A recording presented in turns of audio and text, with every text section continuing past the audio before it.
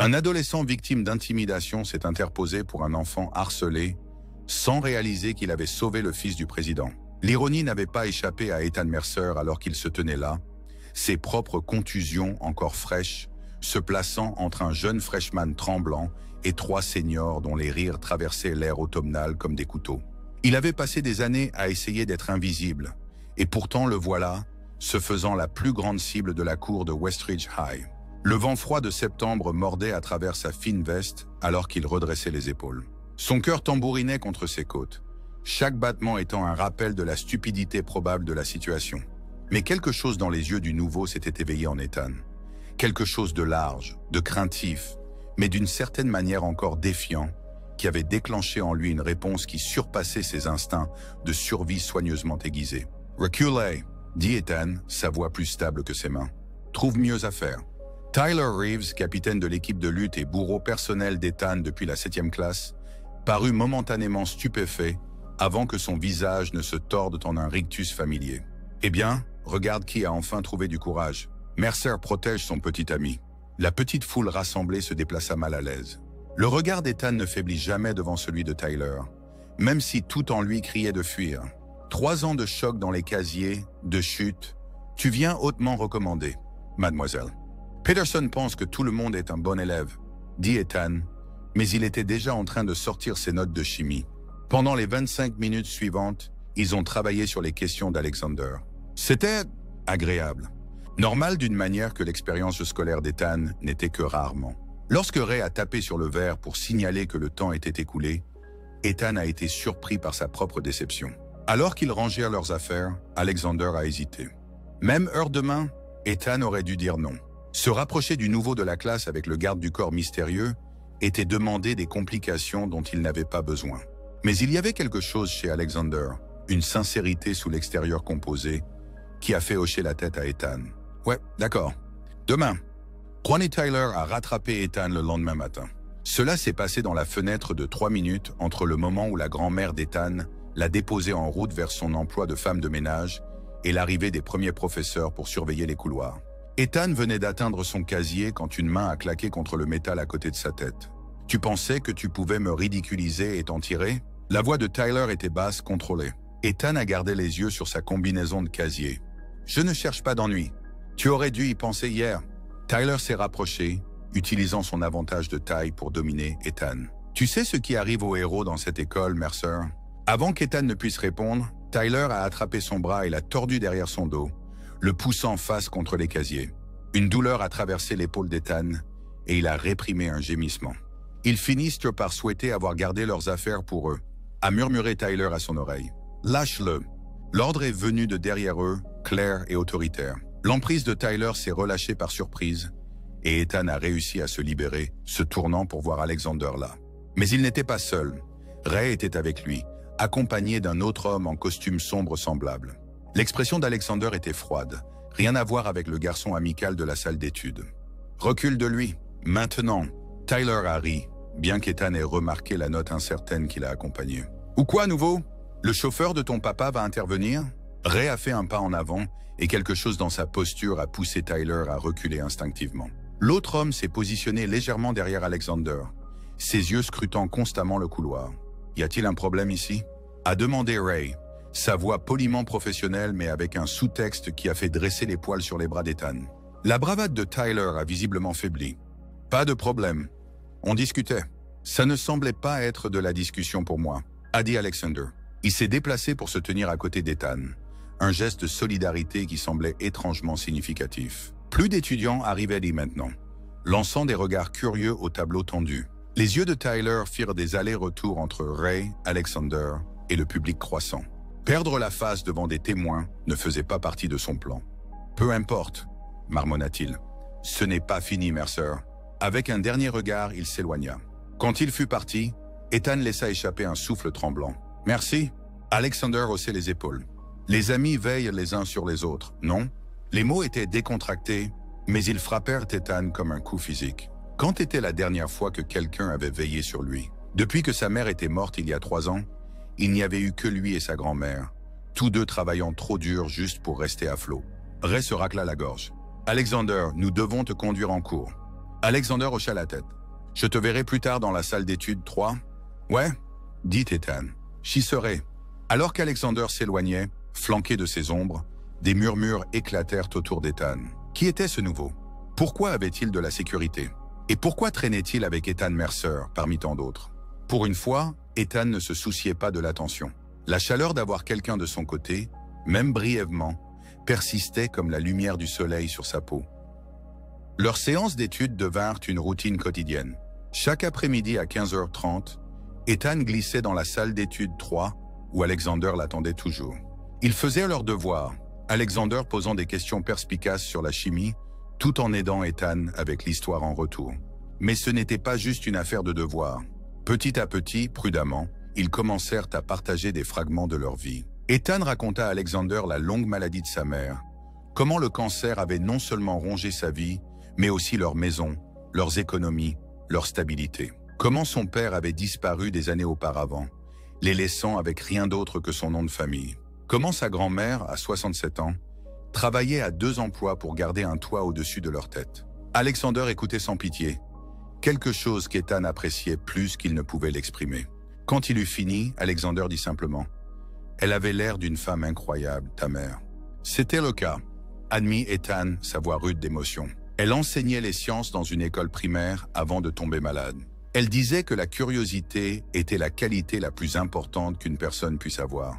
Alexander sourit. « Je peux voir pourquoi tu es bon en chimie alors. » En retour, Alexander partageait des histoires soigneusement caviardées de sa propre vie.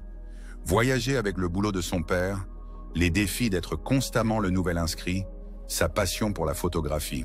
Il ne mentionna jamais sa mère et Ethan ne demanda pas. Ils reconnaissaient tous deux les limites autour de certaines blessures. 2 semaines après le début de leur amitié, Alexander apporta un jeu d'échecs à leur séance d'études. « Tu sais jouer ?»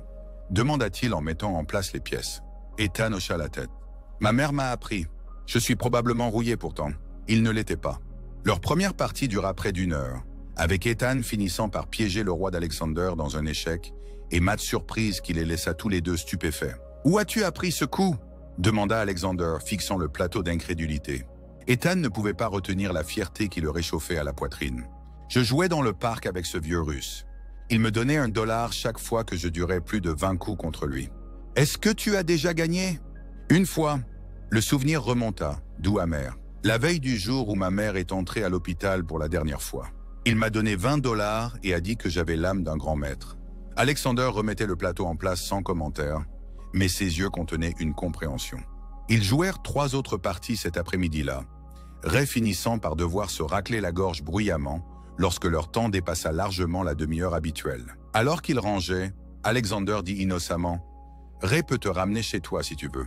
Ça te fera économiser le trajet en bus. » Ethan hésita. L'offre était tentante. Le trajet en bus de 40 minutes suivi d'une marche de 15 minutes était la pire partie de sa journée. Mais la fierté le fit secouer la tête. « Merci, mais ça ira. J'ai de la lecture à faire dans le bus. » Alexander ne poussa pas. Mais le lendemain, il attendit dans le parking lorsqu'Ethan sortit de son dernier cours. « Allez !» dit-il en hochant la tête vers un SUV noir élégant où Ray attendait. « On te ramène. »« Alexander, c'est sur notre chemin. » insista Alexander, bien qu'Ethan doutât sérieusement que ce fût vrai. De plus, je voulais te montrer quelque chose.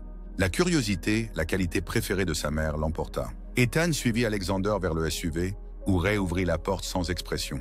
L'intérieur était luxueux d'une manière subtile, les sièges en cuir plus doux que tout ce qu'Ethan avait jamais essayé. Alexander sortit une tablette alors que Ray commençait à conduire. « J'ai travaillé sur un projet de photographie. Je voulais ton avis. » Il tendit la tablette à Ethan, ouverte sur une galerie de photographies en noir et blanc. Ethan les feuilleta lentement, sincèrement impressionné. Ce étaient principalement des scènes de rue.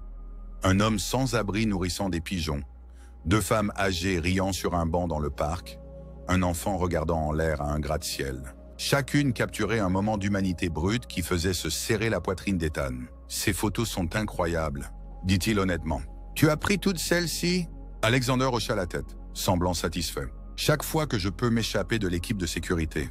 Ce qui n'est pas souvent. Pourquoi les as-tu de toute façon ?» La question brûlait dans l'esprit d'Ethan depuis des semaines. Les gars de la sécurité, je veux dire. Une ombre passa sur le visage d'Alexander. Le travail de mon père le rend nécessaire. Que fait-il? CIA? Protection des témoins. Ethan plaisantait à moitié, mais l'expression d'Alexander lui fit se demander s'il avait accidentellement touché au but. Quelque chose comme ça, dit Alexander, la même réponse qu'il donnait toujours lorsque la conversation s'orientait vers sa famille. Il changea vite de sujet. Que penses-tu de celle-ci? La photo montrait un musicien de rue âgé jouant du violon, les yeux fermés dans la concentration pendant qu'une jeune fille le regardait, ébahie. C'est ma préférée, avoua Ethan. On peut sentir la musique juste en la regardant.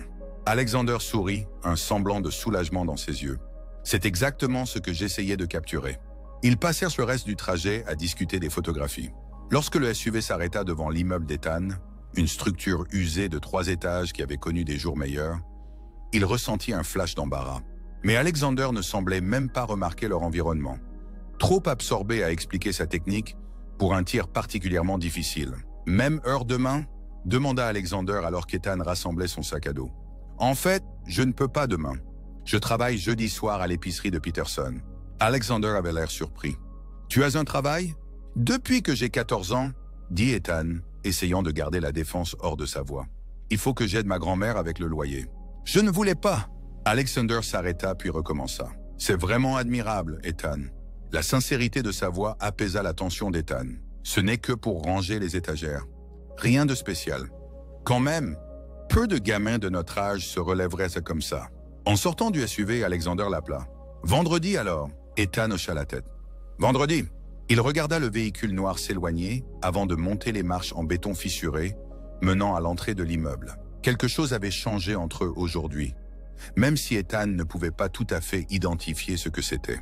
Tout ce qu'il savait, c'était que pour la première fois depuis des années, le poids qu'il portait semblait un peu plus léger d'être partagé. Octobre a apporté des temps plus froids et les examens de mi-semestre. Ethan et Alexander ont trouvé un rythme, se rencontrant quotidiennement dans la salle d'études 3 et occasionnellement le week-end dans un café tranquille à égale distance de leur maison. Ethan n'était toujours pas allé chez Alexander. « Protocole de sécurité », a expliqué Alexander avec un roulement des yeux qui suggérait qu'il les trouvait aussi ridicules qu'Ethan. Leur amitié restait principalement privée, confinée dans la bulle de la salle d'études 3 ou sur le territoire neutre du café. À l'école, ils se saluaient d'un hochement de tête dans le couloir, mais passaient rarement du temps ensemble pendant la journée. Alexander avait progressivement été accepté dans la population étudiante générale, sa richesse apparente et le mystère qui l'entourait lui conférant une sorte d'immunité face à la hiérarchie habituelle du lycée. Ethan, quant à lui, restait largement invisible, ce qui lui convenait parfaitement. Tyler et ses amis avaient quelque peu reculé, bien qu'Ethan captât parfois des regards menaçants. Le message était clair, ce n'était pas fini, juste reporté. La trêve prit fin un mardi pluvieux à la fin d'octobre. Ethan était en retard, ayant demandé de l'aide supplémentaire pour un problème de calcul pendant la classe. Les couloirs étaient presque vides alors qu'il se dépêchait vers son casier. Il tourna au coin et trouva Tyler et 2 de ses amis en attente. « Le voilà », dit Tyler se détachant du mur contre lequel il s'était appuyé. « Nous commencions à penser que tu nous évitais, Mercer. » Ethan jeta un coup d'œil autour de lui. Pas de professeur, pas d'autres élèves, pas d'Alexander avec ses agents de sécurité. Juste lui et 3 lutteurs avec un ressentiment. « Je dois aller en cours », dit-il essayant de passer devant eux. Tyler bloqua son chemin. « Tu m'as embarrassé devant toute l'école. Tu m'as fait paraître faible. » Sa voix était basse, dangereuse. « Je ne peux pas laisser ça passer, n'est-ce pas? C'était il y a des semaines, » dit Ethan. « Pourquoi ne pas juste l'oublier? Parce que les actions ont des conséquences. » Tyler s'approcha. « Ton nouvel ami n'est pas là pour te sauver cette fois. » Le dos d'Ethan heurta les casiers. Il pouvait fuir, mais il l'attraperait avant qu'il n'atteigne le bout du couloir. Il pouvait crier, mais la salle de classe la plus proche était trop loin pour que quiconque entende. « Je ne veux pas de problème, » essaya-t-il une dernière fois. Tyler sourit, froid et prédateur. « T'aurais dû y penser avant. » Le premier coup frappa Ethan au ventre, lui coupant le souffle. Il se plia en deux, haletant, seulement pour recevoir un second coup sur les côtes. Une douleur explosa dans son flanc. Alors qu'il titubait, un 3e coup le frappa à la mâchoire, faisant rebondir sa tête contre les casiers en métal. L'instinct de survie s'est éveillé. Ethan frappa aveuglément, sa main connectant avec quelque chose de solide. Tyler jura, il avait touché. La petite victoire fut de courte durée. 2 paires de mains saisissant ses bras, le plaquant contre les casiers pendant que Tyler se remettait. « Je pensais que tu avais du cran, hein ?» Tyler essuya le sang de sa lèvre, les yeux plissés. « Voyons combien. » Ce qui suivit était méthodique, calculé. Pas une batte sauvage, mais quelque chose de pire. Des coups habilement placés conçus pour blesser sans laisser de marques évidentes. Quand ils eurent terminé, Ethan pouvait à peine se tenir debout, ses côtes hurlant à chaque respiration. Tyler s'inclina près de lui. « Dis à quiconque, et la prochaine fois sera pire. » « T'as compris ?» Ethan réussit à hocher la tête, goûtant le sang là où il avait mordu sa joue. « Et reste éloigné du nouveau. Il est trop bien pour des cas de charité comme toi. » Ils le laissèrent accroupi contre les casiers, leur rire résonnant dans le couloir. Ethan attendit d'être sûr qu'ils étaient partis avant de lutter pour se relever. Sa vue se brouillait, la nausée montant dans sa gorge. D'une manière ou d'une autre, il réussit à atteindre les toilettes les plus proches, se verrouillant dans une cabine alors qu'il se battait pour contrôler sa respiration. Il ne pouvait pas aller en cours comme ça. Il ne pouvait pas laisser Alexander le voir non plus. Les questions seraient impossibles à dévier. Avec des mains tremblantes, il envoya un texto à sa grand-mère lui disant qu'il ne se sentait pas bien et qu'il prenait le bus pour rentrer chez lui plus tôt. Pas un mensonge complet. Le trajet de retour fut un flou de douleur et d'humiliation. Au moment où il atteignit l'appartement, sa grand-mère était déjà partie pour son travail de ménage du soir. Ethan était reconnaissant pour l'appartement vide alors qu'il examinait soigneusement ses blessures dans le miroir de la salle de bain. Sa lèvre était fendue, mais pas gravement. Le bleu qui se formait le long de sa mâchoire pouvait être expliqué comme un accident en cours de gym. Le véritable dommage était caché sous ses vêtements, de vilains bleus se répandant sur ses côtes et son ventre. Rien ne semblait cassé, mais chaque mouvement envoyait des douleurs à travers son torse. Ethan avala 2 aspirines et s'écroula sur son lit, trop épuisé pour pleurer. Son téléphone vibra plusieurs fois avec des textos d'Alexander, demandant où il était, s'il allait bien. Ethan l'éteignit sans répondre. Que pouvait-il dire? Qu'il avait été tabassé parce que leur amitié l'avait rendu cible. Que Tyler l'avait averti de rester éloigné. Non, c'était son problème à gérer, comme toujours. Il ferma les yeux, laissant l'épuisement l'emporter, loin de la douleur et des questions auxquelles il ne pouvait pas répondre. Ethan évita l'école pendant 2 jours, disant à sa grand-mère qu'il avait un virus intestinal. Elle ne pouvait pas se permettre de manquer le travail pour l'emmener chez le médecin. Alors elle le laissa avec du ginger ale et des crackers salés, vérifiant sur lui pendant ses brèves pauses entre 2 emplois. Son téléphone accumula des appels et des textos manqués d'Alexander, devenant de plus en plus préoccupé. Au 3e jour, lorsqu'Ethan n'avait toujours pas répondu, il y eut un coup à la porte de l'appartement. Ethan, qui s'était assoupi sur le canapé, se réveilla en sursaut. Sa grand-mère n'était pas censée rentrer avant des heures. Prudemment, en grimaçant à cause de la douleur dans ses côtes, il s'approcha de la porte et regarda par le Judas. Alexander se tenait dans le couloir, flanqué de Ray et d'un autre agent de sécurité. Pendant un instant, Ethan envisagea de faire semblant de ne pas être chez lui. Mais Alexander frappa à nouveau, plus insistant, et appela à travers la porte. « Je sais que tu es là, Ethan. Ouvre s'il te plaît. » Soupirant, Ethan déverrouilla la porte. « Comment as-tu trouvé mon numéro d'appartement ?»« Je m'en souvenais depuis que nous t'avons déposé, » dit Alexander, examinant le visage d'Ethan avec inquiétude. « Que t'est-il arrivé ?» Le bleu sur la mâchoire d'Ethan avait viré au violet mauve. Il le toucha d'un air gêné. « Rien, simplement malade. Tu mens. » La franchise d'Alexander était à la fois sa qualité la plus frustrante et la plus attachante. « C'était Tyler ?» Le nom fit involontairement sursauter Ethan, et l'expression d'Alexander se durcit. « Je le savais. Ray, j'ai besoin de... »« Non !» interrompit Ethan, attrapant le bras d'Alexander. « Laisse tomber, s'il te plaît. Cela ne fera qu'aggraver les choses. » Alexander le regarda longuement, puis acquiesça à Ray. « Donne-nous quelques minutes. » Ray hésita. « Alexander, les instructions de ton père étaient claires. 5 minutes, Ray. L'appartement est sécurisé et tu seras juste dehors. » Après une brève lutte intérieure, Ray acquiesça. 5 minutes. La porte reste ouverte. Lorsque les hommes de sécurité s'étaient positionnés dans le couloir, Alexander se retourna vers Ethan. « Montre-moi. »« Quoi, can I show moi ?»« Le reste. Je sais qu'il y a plus que juste ton visage. » Ethan hésita, puis souleva lentement son t-shirt, révélant la constellation de bleu sur son torse. L'aspiration de souffle d'Alexander le fit rapidement redescendre à sa place. « Satisfait que ça ?» demanda Ethan, incapable de retenir le ressentiment de sa voix. « Non !»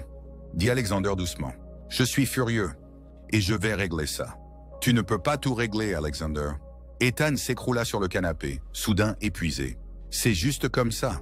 Comme ça a toujours été. Cela ne doit pas être le cas. » Alexander s'assit à côté de lui, prenant soin de ne pas le déranger. « Tu mérites mieux que ça. » La simple déclaration prononcée avec une telle conviction brisa quelque chose en Ethan. 3 ans à se tenir, à être le fort pour sa grand-mère, à ne jamais montrer de faiblesse. Tout cela s'effondra sous le poids de ces 5 mots. « Pourquoi ça t'importe même, Anne ?» demanda-t-il, sa voix se fissurant. « Tu as toute cette vie mystérieuse, des détails de sécurité, probablement un manoir quelque part. Pourquoi s'embêter avec quelqu'un comme moi ?» Alexander resta silencieux un moment, son expression songeuse. « Sais-tu ce que j'ai vu ce premier jour dans la cour? Lorsque tu t'es interposé entre moi et Tyler, Ethan secoua la tête.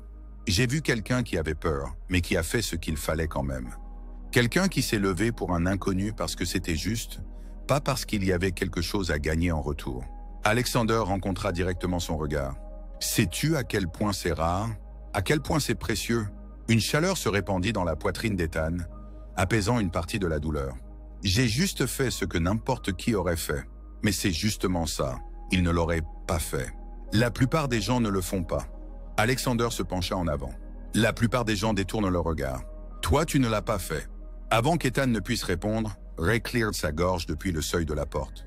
Le temps est écoulé, Alexander. Alexander se leva à contre-cœur. « Je dois y aller. Mais je gère ça, d'accord? Fais-moi confiance. » Alexander, non. Repose-toi juste. Je te verrai bientôt. Alors qu'il partait, Ethan s'enfonça de nouveau dans le canapé, un sentiment de mauvais présage s'instaurant en lui. L'expression déterminée d'Alexander était troublante. Que voulait dire exactement gérer ça? Ethan retourna à l'école le lundi suivant. Ses côtes encore sensibles, mais les ecchymoses visibles, avaient suffisamment diminué pour éviter les questions. Il baissait la tête, évitant les endroits habituels où Tyler et ses amis se regroupaient. Alexander était absent, ce qui à la fois le soulageait et l'inquiétait. Quelque chose était-il arrivé? Ou Alexander prenait-il enfin le conseil d'Ethan de prendre ses distances? La réponse arriva pendant le cours d'anglais de 3e période. La voix du directeur Donovan crépitait sur l'interphone. « Tyler Reeves, veuillez vous rendre au bureau principal immédiatement. » Tyler Reeves au bureau principal. Un murmure parcourut la classe. Tyler, qui était assis 2 rangées devant Ethan, se redressa avec surprise avant de rassembler ses affaires avec une désinvolture exagérée. En passant devant le bureau d'Ethan, il lui lança un regard suspicieux. 10 minutes plus tard, l'interphone sonna de nouveau. « Jason Mayer et Devin Collins, veuillez vous rendre au bureau principal. » Les 2 amis de Tyler. Ceux qui avaient retenu Ethan pendant que Tyler le frappait. À l'heure du déjeuner, les rumeurs allaient bon train. Tyler et ses amis avaient été suspendus. Non, expulsés. Non, arrêtés. Personne ne semblait savoir exactement ce qui s'était passé, seulement qu'ils avaient été escortés hors du bâtiment par des agents de sécurité qui n'étaient définitivement pas du personnel scolaire. Ethan grignotait son déjeuner seul dans la cour quand son téléphone vibra avec un message d'Alexander. « Rencontre-moi au café après l'école. Important. » L'angoisse et la curiosité s'affrontaient dans l'estomac d'Ethan. Qu'avait fait Alexander? Le reste de la journée se traînait. Quand la cloche finale a sonné, Ethan s'est précipité pour attraper le bus vers le centre-ville, son esprit s'emballant avec des scénarios, chacun plus improbable que le précédent. Le café était presque vide quand il est arrivé. Alexander était assis à leur table habituelle dans le coin, 2 tasses déjà prêtes. Pas Ray ni d'autres agents de sécurité visibles, ce qui était inhabituel. « Qu'as-tu fait ?» demanda Ethan sans préambule, glissant dans la chaise en face d'Alexander. Alexander lui poussa une tasse. « J'ai fixé les choses. »« Alexander, ils ne te dérangeront plus. » La voix d'Alexander contenait une certitude qui fit frissonner Ethan. « Aucun d'eux. »« Comment ?»« Qu'est-ce que tu as fait ?» Alexander étudia sa propre tasse de café. « J'ai dit à mon père ce qui s'est passé. »« Ton père, tiens ?» Ethan fronça les sourcils, confus. « Et ça a suffi à faire suspendre 3 élèves ?»« Pas seulement suspendus. » Alexander finit par lever les yeux. « Transféré. Avec effet immédiat. La famille de Tyler déménage en Arizona. Une opportunité d'emploi soudaine que son père ne pouvait pas refuser. Les autres trouvent des circonstances similaires qui se présentent. » Ethan restait là, interloqué. « C'est ce n'est pas possible. Personne n'a ce genre de pouvoir. » Un éclat de quelque chose, regret, résignation, traversa le visage d'Alexander. « Mon père là? Qui est-il? » « Sérieusement, Alexander, qui est exactement ton père? » Alexander prit une grande respiration. « Je pense que tu sais. » Et soudain, Ethan savait. Les pièces se mettaient en place avec une vitesse vertigineuse. Le détail de sécurité, les absences mystérieuses, la réticence à parler de sa famille, les réponses, quelque chose comme ça, à des questions directes. Ton père est sur le président, murmura Ethan, la réalisation lui coupant le souffle. Tu es Alexander Chambers, le fils du président. Alexander hocha la tête, observant attentivement le visage d'Ethan. Oui, c'est... L'esprit d'Ethan avait du mal à traiter cette révélation. Pourquoi es-tu à Westridge? Pourquoi n'es-tu pas dans une école privée à DC? Parce que je voulais une année normale avant d'aller à l'université. Alexander, non. Alex Chambers, le nom maintenant familier grâce à des reportages occasionnels, soupira. Mon père a accepté de me laisser fréquenter un lycée régulier pour ma dernière année, tant que je respectais les protocoles de sécurité. Westridge a été choisi parce que c'est dans un état clé qu'il doit visiter fréquemment, et parce que c'est assez loin de DC, pour que les gens ne fassent pas le lien. Ethan se redressa, abasourdi. Toutes ces sessions d'études, les parties d'échecs, les conversations sur leur vie, il avait été ami avec le fils du président et ne l'avait jamais réalisé. Ce que c'est pour ça que tu es devenu ami avec moi? La question s'échappa avant qu'il puisse l'arrêter, exprimant sa plus profonde insécurité. Une sorte de projet de sensibilisation communautaire. Churchesman. Quoi? Non. Alexander avait l'air vraiment blessé. Ethan, je suis devenu ami avec toi parce que tu t'es levé pour moi quand personne d'autre ne l'aurait fait. Parce que tu es intelligent et drôle et que tu ne me traites pas différemment maintenant que tu sais qui je suis. Je viens juste d'apprendre qui tu es il y a 30 secondes. Et tu me regardes déjà différemment. La voix d'Alexander était calme. C'est pourquoi je ne t'ai pas dit. Pourquoi je ne dis à personne sauf si je dois. La douleur dans les yeux de son ami fit dégonfler la colère d'Ethan. Il essaya d'imaginer ce que cela ferait de toujours se demander si les gens vous aimaient pour vous-même ou pour votre connexion au pouvoir. Ne jamais savoir si la gentillesse était authentique ou calculée. « Je suis désolé », dit Ethan. « C'est juste. » Beaucoup à absorber. « Je sais, et je suis désolé de ne pas t'avoir dit plus tôt. Je voulais le faire, mais... » Alexander fit un geste vague. Les protocoles de sécurité nationale. La carrière politique de mon père. Tout le cirque. Donc tous ces gars de sécurité. Service Secret. Alexander leva les yeux au ciel. Ray est où est mon agent principal? Henry, je suis avec moi depuis que mon père a pris ses fonctions. Ethan secoua la tête, encore en train de digérer. Et tu as juste... Assurances quoi? Dis à ton père que des enfants harcelèrent dans ton ami et il a fait relocaliser 3 familles à travers le pays. Alexander avait la grâce d'avoir l'air légèrement embarrassé. Pas exactement.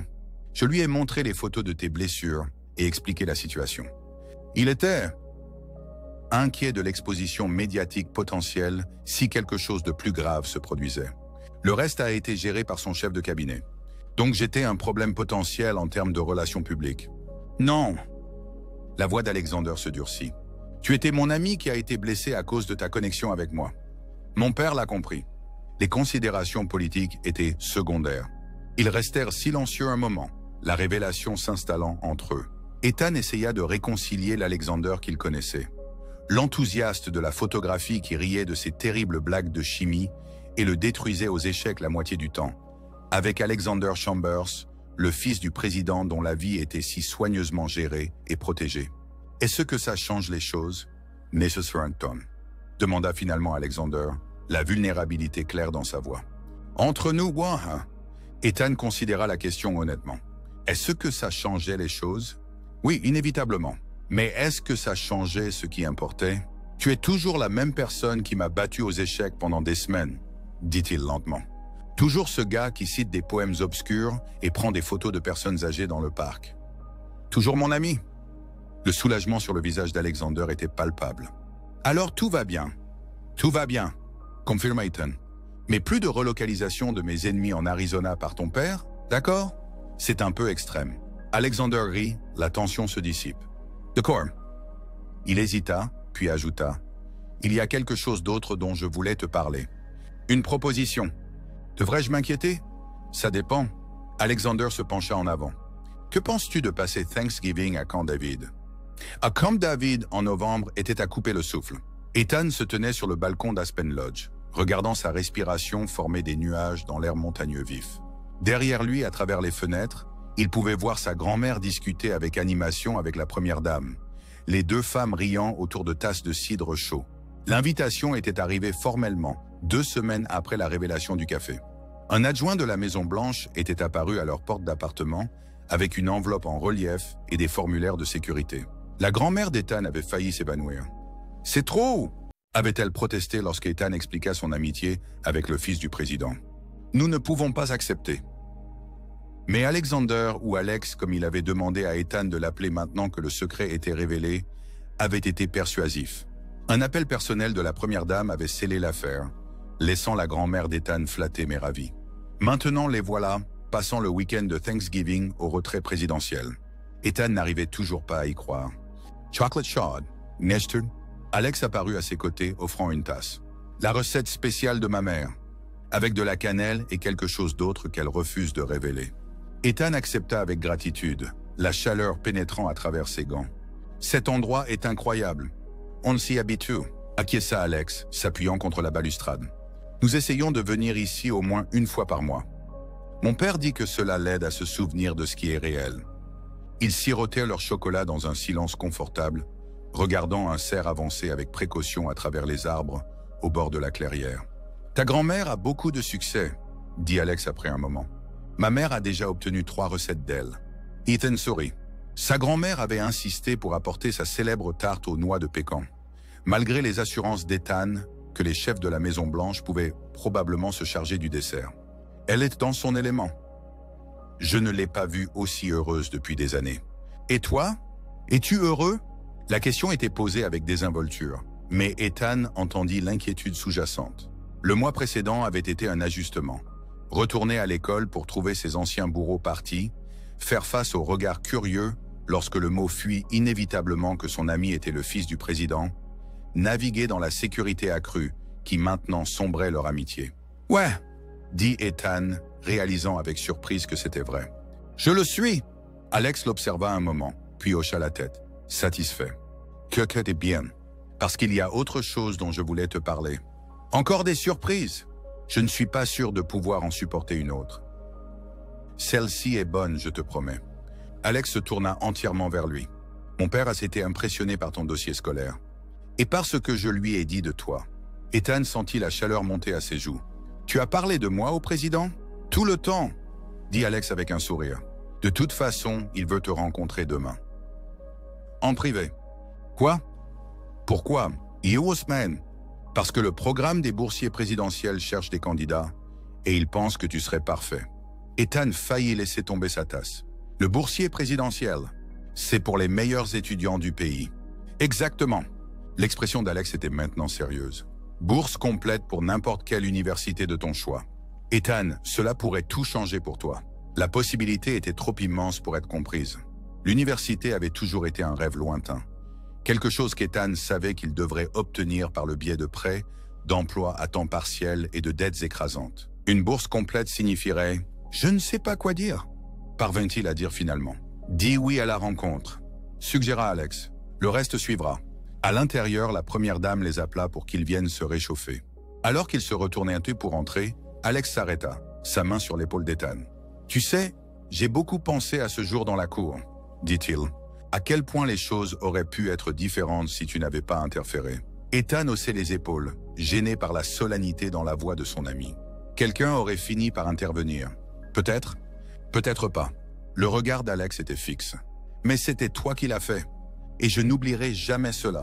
Alors qu'il revenait dans le chaleureux pavillon, où le président des États-Unis écoutait attentivement la grand-mère d'Ethan expliquer le secret d'une croûte à tarte parfaite, Ethan ressentit un profond émerveillement face à la façon dont la vie pouvait changer. 3 mois auparavant, il était invisible, essayant juste de survivre au lycée.